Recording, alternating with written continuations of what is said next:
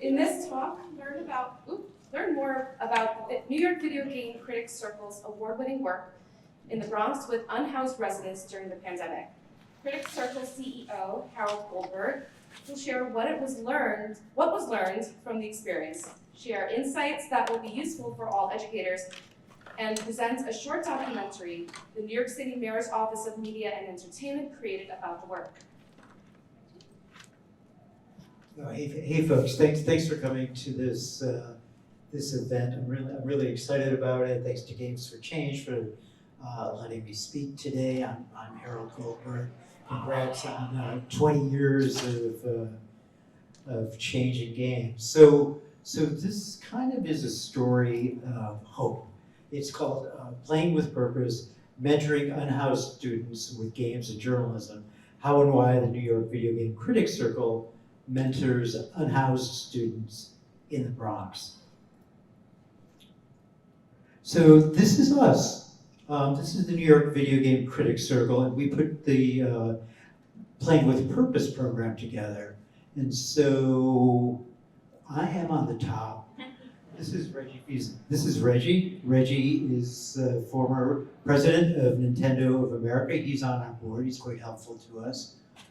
This is a combination of Critics Circle members, Time, Kotaku, let's see who else is here, CNET, CNN, PC Gaming, lots of good people. We think the best journalists in the world are part of the New York Videogame Critics Circle's Playing with Purpose program. But also, these are our interns too. So this is Kamari, Jade, Ronald up in the upper right, and Isaac Espinoza is here as well. So it's a story of hope. It's a story of empathy and the power of diversity. So last year, something interesting happened to me. Really, almost a year to the date, and I could not present this talk last year. So last year, I had a fall. I nearly died. I had a brain bleed, concussion. I broke my pelvis in 3 places. I broke my arm. I broke my shoulder. So the reason I mention that is because after I got in touch with my significant other, Helen, the first thing I was doing from the hospital bed was working on the Playing with Purpose program and making sure that our interns were all right, making sure that things were going to move forward. I talked with Reggie, I talked with our board chair, just to make sure that everything would be all right over the next month or so while I was on a walker. So basically we are 20 interns that we've chosen from around the city, but primarily in the Bronx. They are underserved or unhoused interns. They basically are from fairly impoverished areas in the Bronx and need a leg up to get into either the games industry or the journalism industry. So I'll tell you just a little bit about how this cool nonprofit came to be. So I have written for many years for all these publications here, including the New York Times, which is across the street where the main room is for Games for Change. And I also write books. So these are 4 of my books. You can see that 2 of them are video game oriented. My Life Among the Serial Killers was cool in the sense that it sold about 500,000 copies. So, but the League of Legends experience is based on the story I wrote for Playboy, and All Your Base Ought to Belong to Us, How 58 Years of Video Games Conquered Pop Culture, really did quite well when it came to media, like not only print media, but like the NPRs of the world, movie studios all came together to read this book, and which is based on 200 interviews I did. So that was key to creating our program. So our interns work on NewYorkGameCritics.com. They're paid interns. Once you're an intern, you can be 13 years old and be writing for us, but we keep you until you're done with college. So as in urban arts, we teach our interns how to be mentors as well. We have a brand new executive director. His name is Ryan O'Callahan, and Ryan has worked with our long-term interns and mentors in a program at the Bronx. So it's, in fact, that is one of the best programs we have. So 95% of nygamecritics.com is written by underserved or unhoused students. That's pretty amazing. So the rest of it is written by professional journalists, but primarily the couple of thousand articles that are there are written by people as young as 13. So during the pandemic, or just before, our chair, Ted Houghton, told us about a special need in shelters. So does anyone know who Jeff Keighley is here? Yes, so Jeff runs the Game Awards, right? So Jeff is really well known throughout the world regarding games and his award show, which is 100 million people. So Ted is kind of like the Jeff Keighley of supportive housing in New York. So Ted basically told us about a need in homeless shelters for education.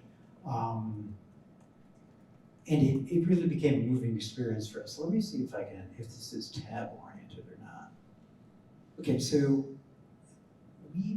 this is a story from one of the local news channels. Influential video game companies in the world, and now the former head of Nintendo of America is returning to his roots to help inspire the next generation. News 12's Amanda Bossert has the story. This tells you a little bit about our program. I was born in the Bronx. Students. I spent the first 8 years of my life in the Bronx. And to spend time with these young people and to deliver a message that is, I am them, they can be me, and to share my story, my life principles, my learning with them was just so powerful. And Reggie Fils-Aime certainly has a story to share. The Bronx native held several high-profile positions before landing at Nintendo of America, where he worked for more than 15 years until he retired as president of the company last year.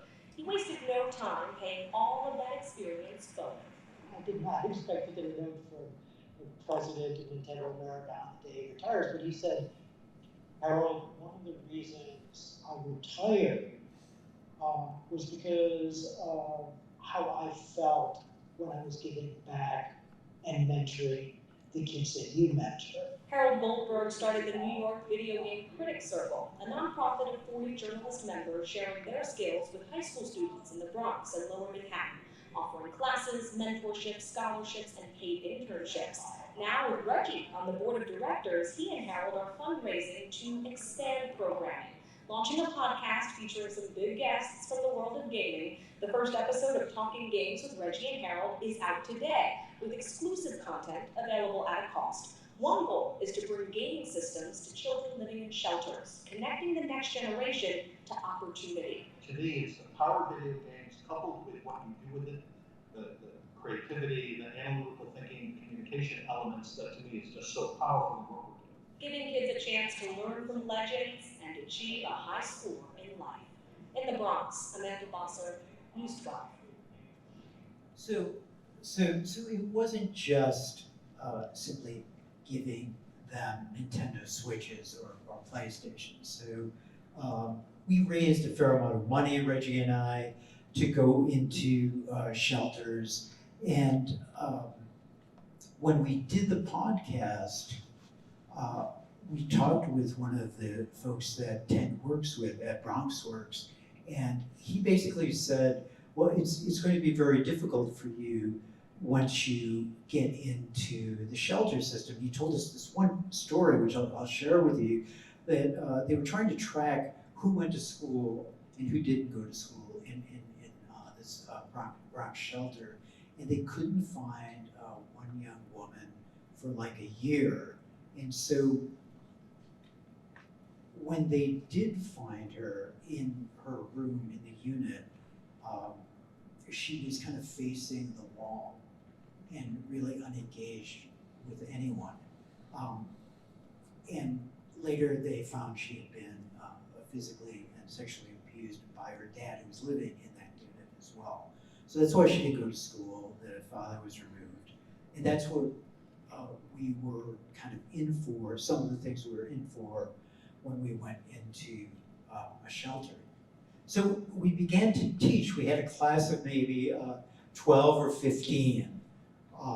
We taught them the basics of game narrative, the basics of journalism, the way criticism works most effectively, how to work in teams, how to communicate succinctly, and how to get a job in games. And it was a great group. We had a translator there for those who were from the Dominican Republic.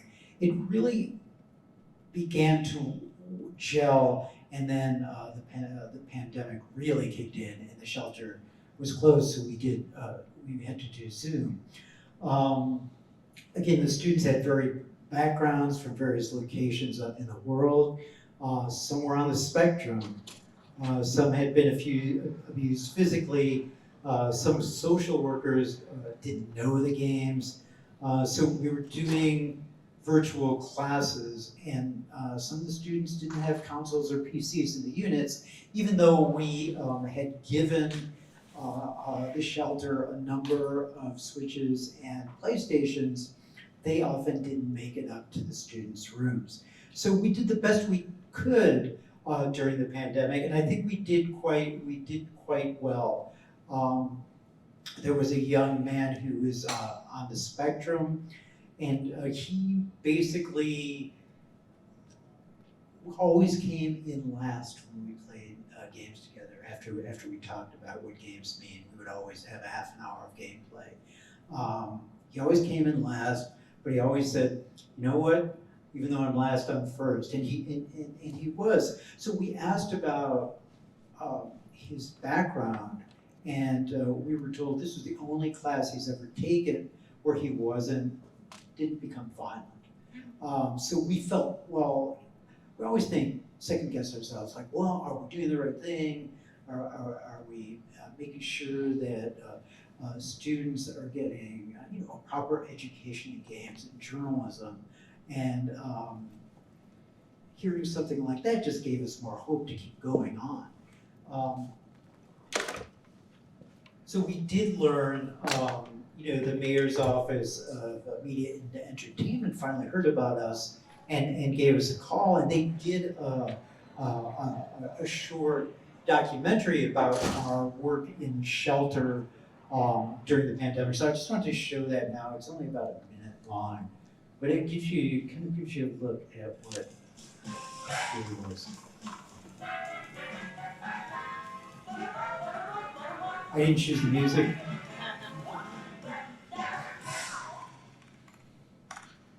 The New York Videogame Critics Circle is a group of 40 critics and 8 interns who come together to work in the world of video games. We work here in the Bronx primarily to bring games and journalism to underserved communities. When you're going through a video game, you're experiencing that story for yourself. Video games can kind of give that level of storytelling that some books can't really match. We want kids to have fun, but we also want them to think about what's going on in the game, what the narrative was like, what the art was like, what went on in the game creator's mind to move you through a level or move you through a chapter in the game. I think the pandemic in general has really forced us to be more creative and strategic. Bronx is one of the hardest hit areas. It has been challenging to find housing opportunities. School attendance and remote learning in general has been a huge transition for us in the family shelter. Social isolation, right? They're away from their school communities as well, their own peers, their own family members potentially. All the typical traumas and circumstances that our families were typically experiencing were exacerbated during this pandemic. This has been wonderful for families to just keep them engaged. Since the pandemic began, we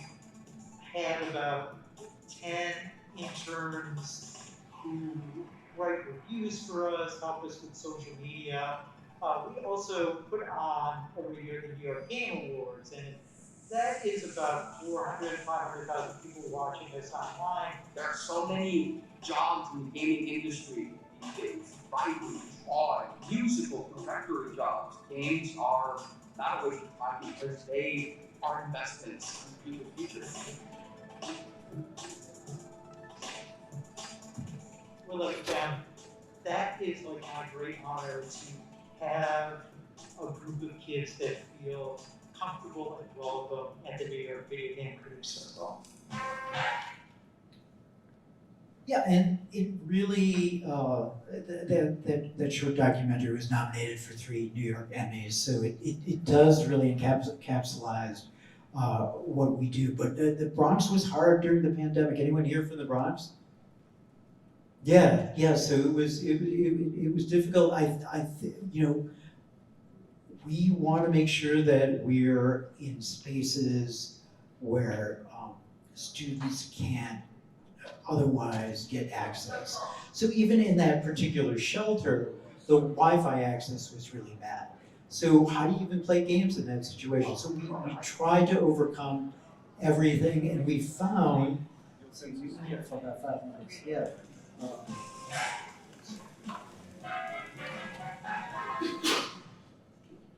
So in the shelter, we found this awesome gem named Makita Byfield. And so Makita is not only a great writer, but we found out she had some acting chops. So Reggie and I asked Makita to co-host the 12th New York Game Awards. And she did amazingly well. So just like 10 seconds of Makita here. We let her start the show. All right, good evening, everybody, and welcome to the 12th Annual New York Game Awards.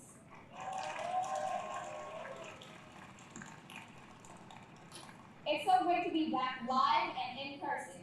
My name is Makita Byfield. I'm a senior intern at the New York Videogame Critics Circle, and this year I'm helping to co-host the show.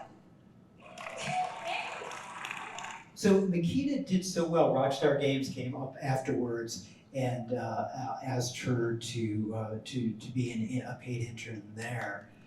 She's going to co-host the awards again this year.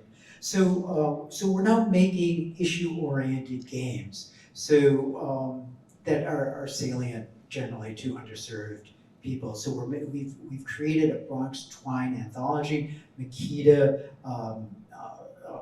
did a piece about how the difficulties of living at the Bronx Work Shelter. A young teen wrote about teen pregnancy. But there are also these beautiful stories about our Ronald Gordon wrote about how his local bodega was the bastion of the best food that he could eat, and then it burned down, and what happened after that was really kind of touching. He tried to help them. So there are 5 of those stories that are going online in about a week or so. And Rockstar Games and the Circle have created a college scholarship for unhoused students. That's a $10,000 scholarship. So $10,000 will actually get you a full year at a CUNY system. So at a CUNY school. So it really works, and we see kids coming out of there that have savvy and are ready for a games job. So what can I pass on to you? How many educators are here? A few, right? Okay, cool. So I just want to say, just find your local shelter and call them up and say you could help, right? And I think they will be super glad to have you. They will be super glad to have your knowledge. They'll be super glad to have your capability. They'll be super glad to have your perspective, because there's not enough education within the shelter system. And you can research this shelter first. We just found a new system, a shelter system in Brooklyn that we finished our 12-week class at, and they needed us. And the kids learn so much, and we'll get a new paid intern from them, so we benefit as well. And the smile on their faces is I've been in the game industry for so many years, I hate to even think. So is my bag I got in 1999 from Sony. I take it everywhere around the world I go. So that shows you how old and also somewhat cynical about the industry I am. But the kids love it, and they give us that back, that hope and empathy back to us. So what you can do, you can create an after-school session or class with Unhoused students. Again, they want you there. They will love to have you. It may take a little bit of a few months of figuring out curriculum, but they will love to have you at BronxWorks or somewhere else in your community. So ask for help. We depend a bit on celebrities to help us out. So Reggie is a celebrity in the games world. Jeff Keighley comes every year to help us out at the New York Game Awards for free. I heard someone ask for how much he charges for a paid event, and I won't even say how much it is, but I was shocked. I said, whoa, Jeff, you really do give back to us. Celebrities will help get the word out. Politicians will as well. Aaliyah from the mayor's office here is super helpful. If you reach out to her, she'll be really helpful. She's busy, but when she gets back to you, she'll listen. And thank you. That my contact information is there at the bottom. Thank you so much for listening to this presentation. Does anyone have one or two quick questions?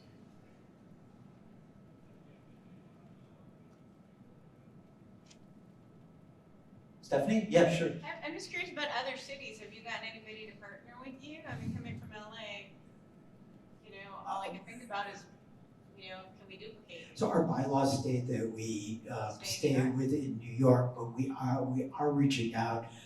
We're actually going to work with a rural community in Florida. Rural communities have folks that are they're not. There's no Wi-Fi. There's no games. So we'll be working with them come January. So we are going to expand beyond the boroughs, and it's a matter of person power, but we'll get there. That's one of the reasons Ryan O'Callaghan is on board as executive director. Sure, Stephanie. I have another question for you. Yeah. One is, just given the how difficult it is to with the equipment and the hardware. Yeah. Do you guys also do tabletop and other kind of games, or are you? We have not done tabletop. We primarily, Ryan, I think we've done a console primarily in PC. So and it's fairly easy for us to raise money and get that equipment for kids. I'm sure we could get board games as well, but we'd also need a teaching mentor. Dan Ackerman from Gizmodo is actually makes board games, so that's a great idea. We might implement that. Please do. Anybody else? Oh yeah, sure, sir. My name is Justin Davis. I'm a writer and video and streaming lead for Source Gaming. This is a website YouTube channel focused around translating Japanese articles and interviews from Japanese to English, and Cool. also addressing this discussion with others content. I wanted to ask what is the best way for another journalism site or YouTube channel to get involved with the things that you're doing or to connect with you? Oh, sure. I mean, a gentleman asked how to get in touch. He works for a site called Source Gaming. I'm on Twitter still all the time, despite everything. So I'm at Harold Goldberg on Twitter and mediacur@gmail.com. So I am available pretty much 14, 16 hours a day around. So you will hear from me quickly if you want to get in touch. One last question, if anyone has it. If not, we'll wrap it up. Oh yes, sure. Hi. I was just wondering what kinds of experiences and attitudes around video games the youth interns you're working with are kind of bringing into their work. They all have ideas. Most of them are good. What they're bringing in, I think, primarily is a sense of optimism about their own futures in games, because we've shown them that they can get jobs. They're bringing in these short game pieces that I mentioned from Twine. They're also bringing in a sense of community. So as these young people grow into their early 20s, they become mentors and give back as well. So I think they want to foster a sense of community, and this is one way of giving them a community. Okay. Oh, one last one. Sorry. What are your top 3 Sidney Lumet films? Oh my God. Yeah, so that was two Hollywood Reporter stories a long time ago that I did on Mr. Lumet. I cannot choose which one. I'm not going to say. It's too hard for me. But you leave me your name and number, and I will make sure to get you that interview. Those 2 interviews in the book. Okay, I think that's it. Thank you so much. Thanks, folks.